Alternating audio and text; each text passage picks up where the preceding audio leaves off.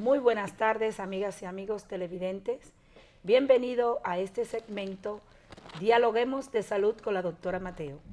En el día de hoy, y debido a que estamos en el mes de la sensibilización contra el cáncer de mama, hemos traído a una invitada especial, una doctora que en una ocasión anterior estuvo con nosotros también hablando acerca del cáncer de mama, pero que hoy le vamos a dar un enfoque completamente diferente. Queremos presentarle entonces a la doctora Idelsa Concepción, quien es mastóloga. Bienvenida a este programa, doctora. ¿Cómo se siente usted? Muy bien, muy bien. Gracias por invitarme otra vez. Gracias por permitirme aportar ese granito de arena para que las pacientes se orienten y sepan más o menos qué hacer y cómo ayudarnos a nosotros en esta lucha para ver cómo reducimos y cómo logramos diagnosticar los pacientes más temprano. El cáncer de mama es la primera causa de muerte por cáncer en la mujer dominicana. Y esto se debe quizá a que no hemos creado la conciencia necesaria sobre este tema. Para usted, doctora, ¿qué es el cáncer de mama? El cáncer de mama es un crecimiento anormal dentro de las células que son inéditas, es decir, células que son del tejido mamario, los cuales comienzan a crecer de manera anormal y a presentar cambio en lo que es la anatomía. Se presentan principalmente en los conductos. Los ductos son el transporte de la leche durante la lactancia e infiltran todo el tejido de la mama. ¿Es frecuente el cáncer de mama? ¿A qué edad de la mujer? Y si hay cáncer de mama también en el hombre, doctora. Sí, el cáncer de mama en la mujer, las edades promedio donde aumenta el riesgo es entre los 35 años a los 65 o 70 años. En la actualidad hemos visto que el índice y la aparición en pacientes de menor edad ha ido en aumento, es decir, que se trata de solicitarle al paciente de que ya a partir de los 30, 35 años inicien, aunque sean chequeos periódicos, cada año, cada 2 años. El cáncer de mama en el hombre, aunque representa alrededor de un 1%, también aparece porque el hombre también tiene tejido mamario, también tiene esos conductos que hablábamos ahorita, que eran los que originaban la aparición de la célula y el cambio. Entonces también es importante que los hombres tengan en cuenta chequearse a nivel de las tetillas. Muy bien, doctora. ¿Y cuáles son los factores que existen como factores predisponentes para tener un cáncer de mama? Está la edad pacientes, ya hablábamos de la edad. Está una menarquia, es decir, ver su primera menstruación a edad temprana, el parir, es decir, su primer embarazo en pacientes con alta edad. Lo que nosotros llamamos primigestas añosas. Primigestas, o sea, mujeres que se embarazan por primera vez por encima de los 35 años. Por encima de los 35 años, la vida sedentaria, el estrés. Se predispone el uso de anticonceptivo en las pacientes jóvenes y el uso de cigarrillos. Personas, mujeres fumadoras también están dentro del riesgo. Qué bueno que usted puede aclararnos esto porque es una pregunta muy frecuente en la consulta de que, doctora, yo estoy usando anticonceptivo, tengo predisposición a cáncer de mama. Hay otra de las preguntas también que nos hacen muy frecuentemente en la consulta y es que si el dar el seno, o sea, la lactancia, disminuye o aumenta el riesgo para tener un cáncer de mama. Disminuye el riesgo, pero no te vuelve exento. Es decir, la mujer que amamanta por muchos años, no quiere decir que salió del área de riesgo. Que es un blindaje para... No, eso no es un blindaje. Es decir, el riesgo lo tenemos al final toda. Tenemos la materia prima, que es el tejido mamario. Por lo tanto, es importante el chequeo, es importante los seguimientos, el autoexamen, las visitas tanto al ginecólogo como al mastólogo. Es decir, ¿sería esto para prevenir? Porque como ahorita al inicio, cuando hablábamos para introducir el tema, decíamos que estamos en el mes de la sensibilización para el cáncer de mama. La forma de uno prevenir, por si se quiere decir algo, ¿verdad? La aparición del cáncer de mama. ¿Qué usted nos dice a eso? ¿Cómo usted nos orienta a la población que nos está viendo a través de su televisor de qué medidas podemos tomar para disminuir la incidencia o disminuir la probabilidad de que nos dé un cáncer de mama? Lo importante es combinar el autoexamen con los seguimientos de rutina por lo menos cada año. Si en zonas muy difíciles, por lo menos cada 2 años, ¿verdad? Sí, porque tenemos zonas que son inaccesibles. Son inaccesibles desde el punto de vista de la Económico. distancia, pero también desde el punto de vista económico. Entonces, lo primero, la autoevaluación. ¿Cómo deberíamos autoevaluarnos? Primero, en el momento en el que estamos duchándonos, levantar el brazo, hacer como si fuera un pequeño masaje en la mama para diferenciar si hay algún abultamiento, si hay un área donde la consistencia de ese tejido cambia. Observarse frente al espejo, mirar si hay diferencia en la altura entre una mama y otra, mirar si hay diferencia en la piel, si hay cambio de coloración, cambio de la textura de la piel, secreciones a través del pezón, todo eso es importante. Pero esos datos muchas veces aparecen en patologías que ya han avanzado. Entonces, por eso volvemos y caemos en la importancia del examen, de ir a hacer su examen, a hacer sonografía, a hacer mamografía, porque eso nos va a permitir diagnosticar enfermedades que han comenzado a presentar cambio y que aún no están positivas para cáncer, y también las que ya han presentado cambio, tu poder diagnosticar en una lesión pequeña donde el manejo y el pronóstico va a ser mucho mejor para estas mujeres.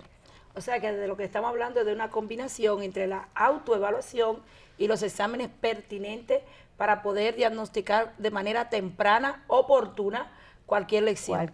Y las axilas, doctora, ¿también debemos incluirlo en el chequeo rutinario de la autoevaluación? Esa es muy buena pregunta. Por lo normal, nosotras las mujeres, ya sea por el rasurado o por las actividades físicas de la casa, tenemos lesiones a nivel de mano, de dedo, que provocan a nivel de axila algunos ganglios que son reactivos inflamatorios.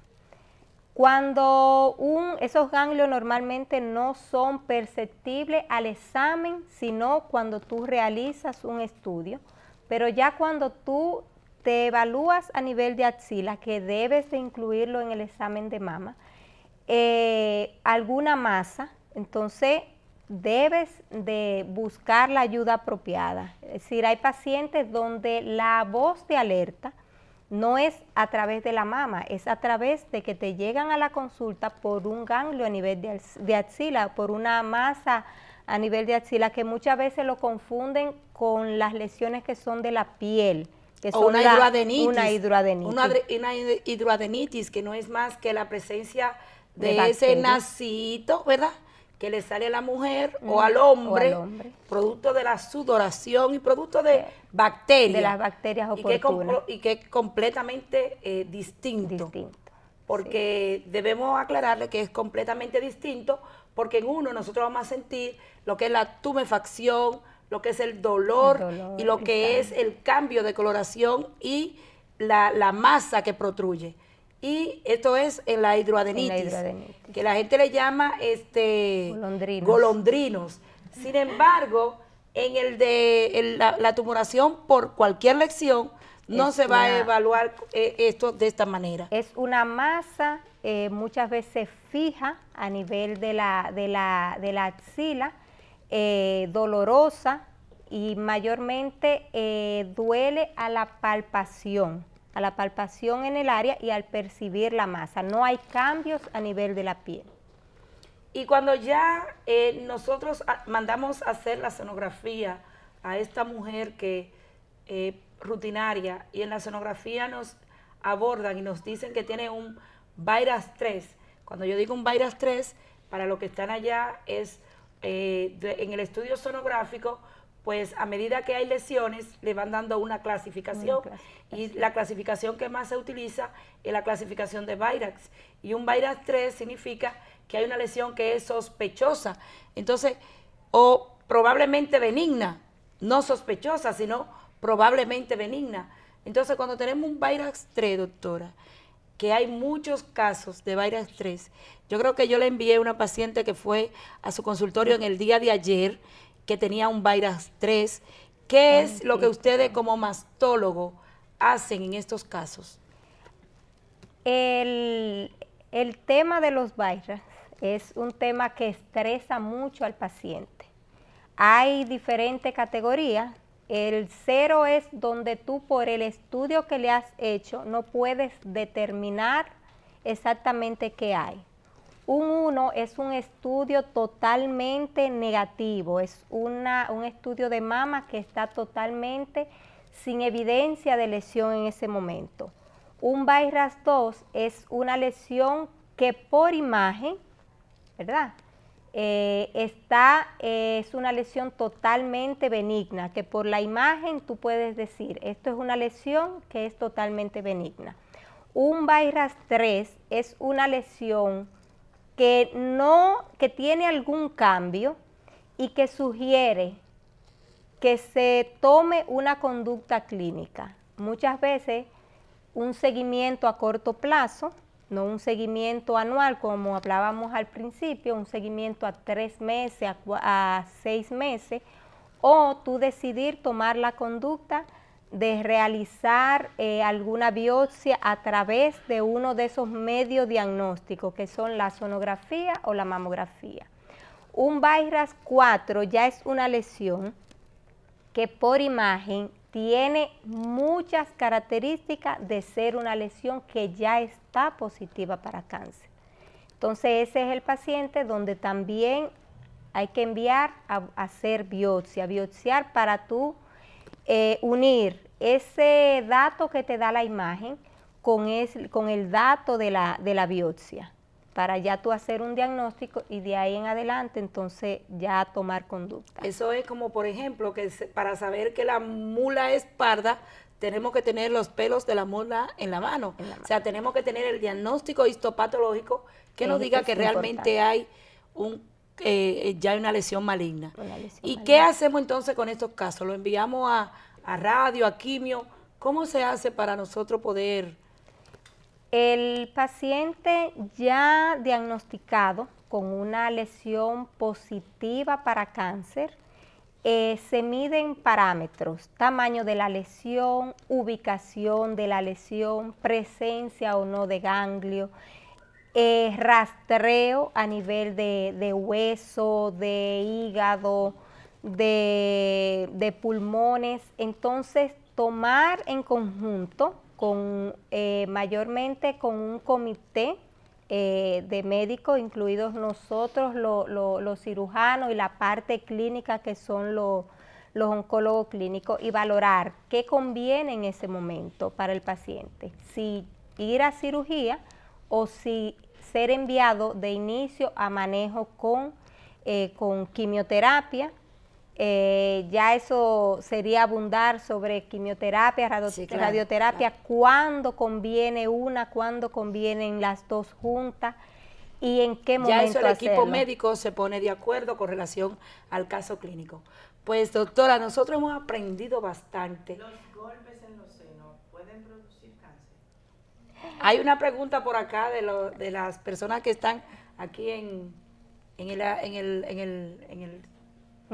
set, en el estudio, y nos preguntan que si los golpes en los senos pueden producir cáncer. Los traumas a nivel de mama podrían desarrollar un cambio a nivel de las células, pero no es que todo el que recibe un trauma de mama va a desarrollar un CA. Normalmente las pacientes te llegan a la consulta con la historia de que apareció una masa después de haber recibido un trauma, es porque tienden a tocarse la mama posterior al trauma, y ahí es que evidencian que tienen una masa, y esa masa muchas veces no tiene ni la consistencia ni el tamaño adecuado para decir que coincidió con el trauma. Es que lo identifican accidentalmente, porque en ese momento es que se toman como el tiempo de palparse la mama. se soban.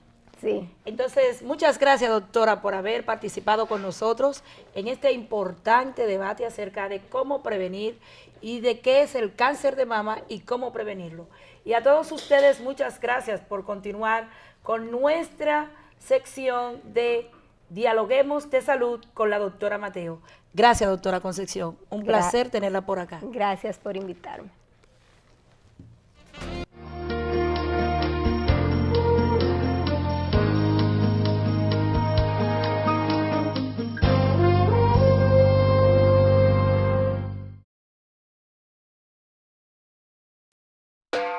Ahora puedes resolver todas tus diligencias bancarias y hacer tus depósitos donde compras el arroz, realizar tus recargas donde te arreglan, hacer todos tus retiros donde compras tus recetas y guardar esos clavos donde compras el martillo. Todo esto y más en nuestra red de subagentes Cerca Banreservas, disponible para ti en todo el territorio nacional.